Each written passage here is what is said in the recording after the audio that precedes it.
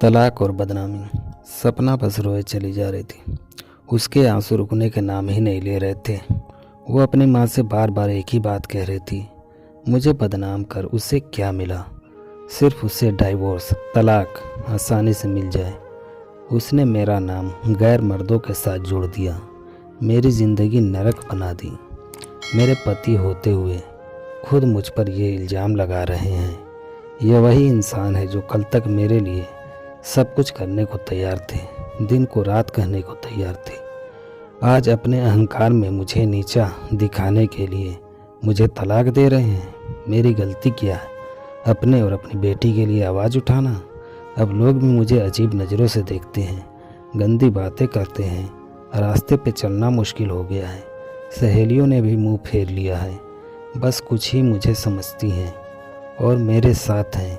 माँ आपका भाई बहन का साथ और मेरी बेटी का प्यार साथ मेरा हौसला बढ़ाता है। मैंने भी फैसला कर लिया है, मैं लोगों के तानों से बदनामी से डरूंगी नहीं, और ना ही झुकूंगी और ना ही रुकूंगी। अपने आत्मसम्मान और हक के लिए बिना थके लड़ूंगी लोगों से, उस इंसान से जिसमें इंसानियत ही नहीं रही। और फिर शुरू हुई कोर्ट कचहरी के थक्के, पैसों की और समय दोनों की बर्बादी पर कोई दूसरा रास्ता नहीं दिख रहा था। सबसे बड़ा दुख झटका उस वक्त लगता था सपना को, जब उसका पति कोर्ट में सामने खड़े होकर गलत गंदी बात बोलता था। वो बहुत मायूस हो जाती थी। कभी कभी सब कुछ छोड़कर कहीं दूर भाग जाना चाहती थी, पर उसका अंतर मन उसे झकझोर देता। तुम ऐसे पीछे नहीं हट सकती, तुम चुपचाप नहीं रह सकती। और सपना फिर हिम्मत कर खड़ी हो जाती, अपनी बेटी के हक के लिए सोचती, मैं मजबूत बनूंगी तभी मेरी बेटी को मजबूत बना पाऊंगी। जैसे जैसे कोर्ट में केस आगे बढ़ रहा था, सपना का आत्मविश्वास भी बढ़ता जा रहा था। सपना बेझिझक अपना काम करने लगी थी। उसे महसूस होने लगा था लोगों के सामने एक अच्छी शादीशुदा ज़िंदगी का दिखावा करना बहुत गलत था।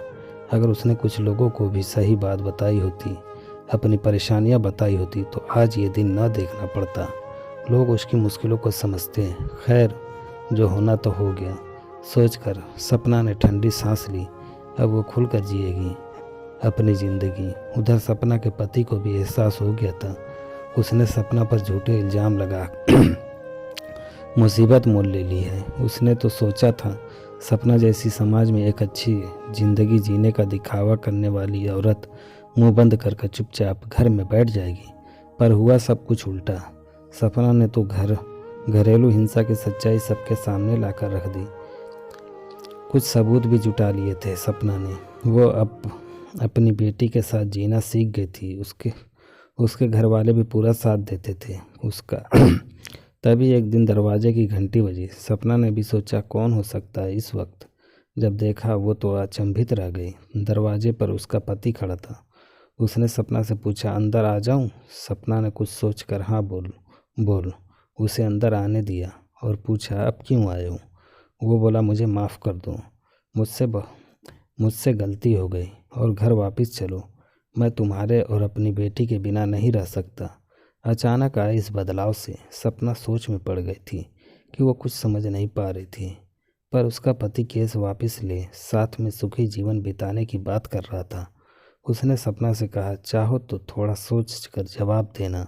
पर सपना का जवाब तो तैयार था। उसने साथ जाने से मना कर दिया और बेटे ने भी बोल दिया, मैं मम्मी के साथ ही रहूँगी। सपना का पति ये बोलकर, तुम ठीक नहीं कर रही हो, वहाँ से चला गया। पूरी रात वो सोचती रही, उसने गलत निर्णय तो नहीं लिया? क्या मुझे अपनी बेटी के अच्छे भविष्य के लिए साथ चले जाना था? बेटी को माँ पापा दोनों मिल जाते। शायद सच में उनकी सोच बदल गई हो। सोचते सोचते सुबह हो गई। सब घर वाले भी सोच में थे, क्या किया जाए, इंसान बदल भी तो सकता है। पर सबने समझदारी दिखा, कुछ दिन इंतजार करने को सोचा। तभी केस की तारीख भी आ गई। सपना ने सोचा था आज के पति के व्यवहार से पक्का निर्णय ले लेगी, और जो हुआ सोच से बाहर था। पति का वही रूप पाया। सपना आज भी अपनी और अपनी बेटी के लिए लड़ रही है। बस एक बात सोचती है, उस दिन उसका पति बदला रूप लेकर उसके घर क्यों आया था? क्या साथ जाना सही था या अपने हक, अपने आत्मसम्मान के लिए लड़ना?